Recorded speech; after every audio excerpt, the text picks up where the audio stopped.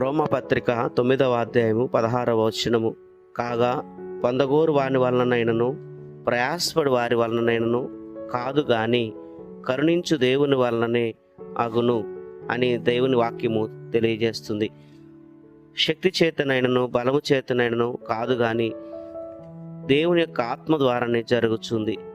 కొందరు రథములను బట్టి కొందరు గుర్రములను బట్టి అతిశయపడదురు కానీ మనమైతే మన దేవుడైన యెహోవా నామమును బట్టి అతిశయపడదుమని దేవుని వాక్యము మనకు తెలియజేస్తుంది.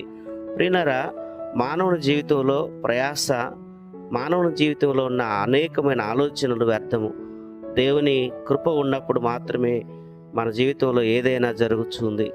కనుక భక్తుడైనటువంటి ఇక్కడ పౌలు అంటున్నాడు, రక్షణ యెహోవాది, బలము దేవునిది, జ్ఞానము దేవునిది, పరాక్రమము దేవునిది, ప్రభావము దేవునిది, ఐశ్వర్యము దేవునిది, భాగ్యము దేవునిది.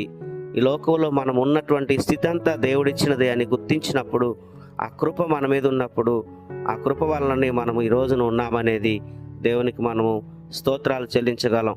అందుకని పౌలు అంటాడు, నేనేమై ఉన్నానో అది దేవుని కృప వలననే అయి ఉన్నానని జ్ఞాపకం చేసుకుంటాడు.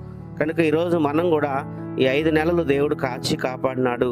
అందును బట్టి మనం ఏమై ఉన్నామో అది కేవలము దేవుని దయ వలనే ఉన్నామని